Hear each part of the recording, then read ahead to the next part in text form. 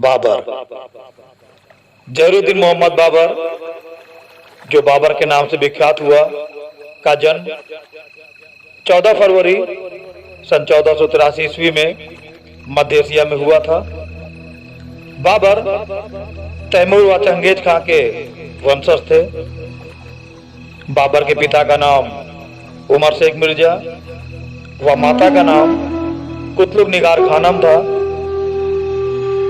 बाबर के पिता उमर शेख मिर्जा मध्य एशिया की छोटी सी रियासत फरगना का शासक था। अपने पिता की मृत्यु के बाद बाबर फरगना का शासक बना। उस समय उसकी आयु लगभग 11 वर्ष थी। सिंहासन पर बैठते ही बाबर को अनेक कठिनाइयों का सामना करना पड़ा। वह अपने पूर्वज तैमूर के राज्य समरकंद को भी जीतना चाहता था। उसने काबुल पर अपना अधिकार जमाया और वहां से भारत की ओर आकर्षित हुआ। बाबर का भारत पर आक्रमण। भारत में दिल्ली सल्तनत की शक्ति धीरे धीरे कमजोर हो रही थी, जिसके फलस्वरूप देश की राजनीतिक एकता छिन्न भिन्न हो गई थी। अनेक राज्यों का उदय हो गया था। इनमें कोई ऐसा राज्य नहीं था जो देश की रक्षा के लिए अन्य राज्यों को एकता के सूत्र में बांध सकता और उसका नेतृत्व कर सकता। राजनीतिक एकता के अभाव में बाबर को भारत पर आक्रमण करने का सुअवसर प्राप्त हुआ।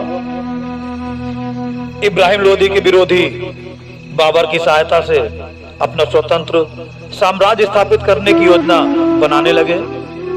उधर बाबर स्वयं भारत पर अधिकार करना चाहता था। इसके लिए उसने अपनी सेना को भली भांति तैयार किया। उसने अपना तोपखाना भी सुसज्जित कराया। इसी समय पंजाब के गवर्नर दौलत खां लोदी ने उसे दिल्ली पर आक्रमण करने के लिए आमंत्रित किया। सन 1526 ईस्वी में पानीपत के मैदान में बाबर का सामना इब्राहिम लोदी से हुआ। बाबर के पास तोपें थी जो भारत के शासकों के पास नहीं थी। उसके पास कुशल घुड़सवार भी थे।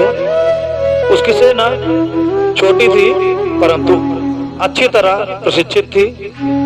बाबर एवं उसकी सेना को अनेक युद्धों का अनुभव था।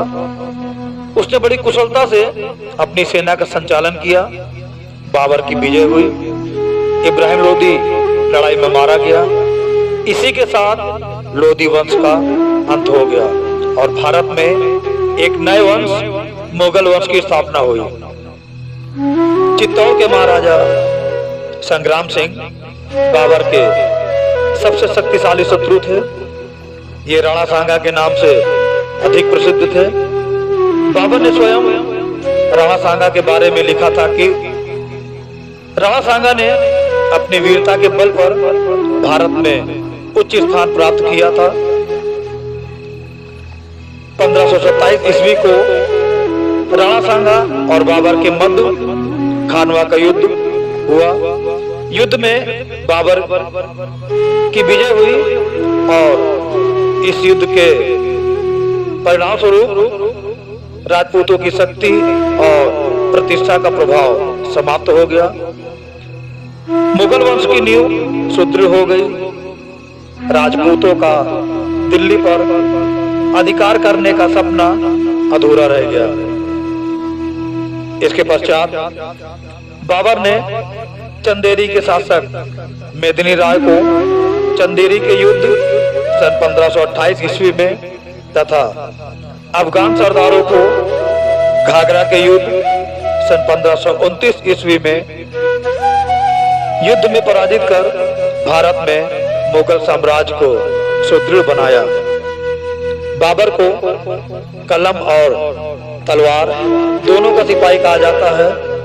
सैनिक कार्यों के साथ साथ वह साहित्य के प्रति रुचि रखता था। उसे तुर्की एवं फारसी भाषा तथा साहित्य का अच्छा ज्ञान था। बाबर स्वयं भी उच्च कोटि का साहित्यकार था। उसने अपनी आत्मकथा लिखी। यह तुर्की भाषा में है और तुजुक-ए-बाबरी नाम से प्रसिद्ध है। इसके फारसी अनुवाद को बाबरनामा कहते हैं, जिसे अब्दुल रहीम खान खाना ने किया था। बाबर को बागीचों का बहुत शौक था। उसने आगरा तथा लाहौर के आसपास बगीचे लगवाए। 26 दिसंबर सन 1530 ईस्वी को बाबर की मृत्यु हो गई और बाबर की मृत्यु के बाद उसका पुत्र हुमायूं दिल्ली का शासक बना।